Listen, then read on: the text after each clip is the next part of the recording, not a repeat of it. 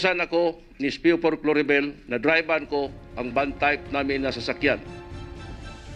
Dahil puntahan namin si Mayor Rody Duterte para i-report niya ang initial findings niya sa kanyang investigation about sa subject na tao. At i-explain din niya kung bakit nadala ang buong pamilya. Pumunta po kami sa isang lugar sa Icolan, Davao City, at doon po si Mayor. Doon din si Major Makasait. Ako, si Dick Claribel, si Spio3 Pagidopon ang pupunta. Ako ang nag-drive sa sasakyan namin.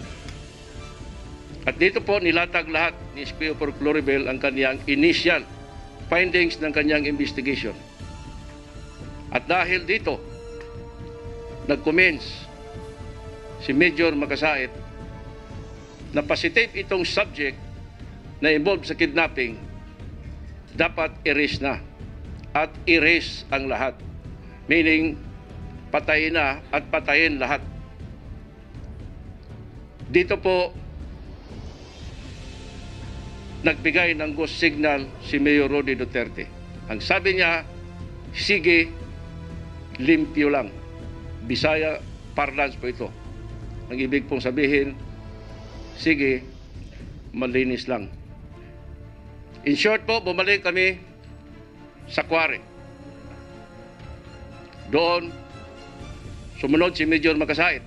Nagdala pa siya ng pansit, tinapay at soft drinks dahil ang naiwan ng mga kasama namin sa quarry o wala pang pagkain.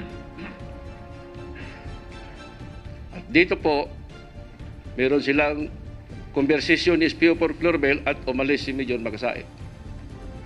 Siguro for more than an hour.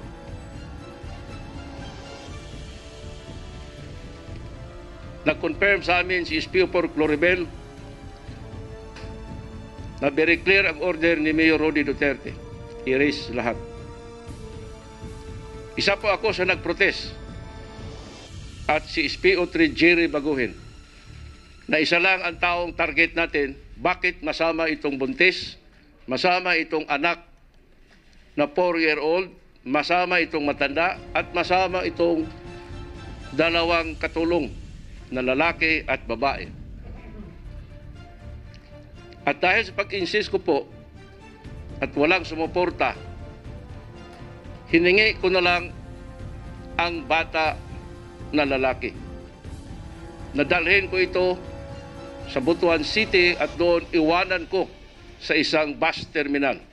Sumuporta sa akin si Spio3 Jerry Baguhin.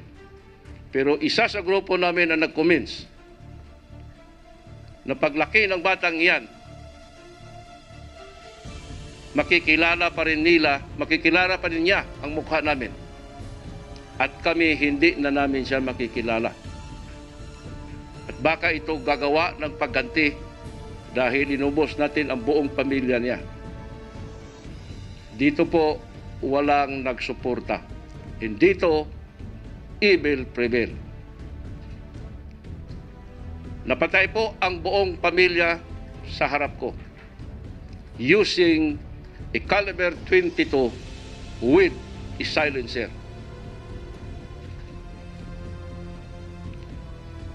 And the rest po is history.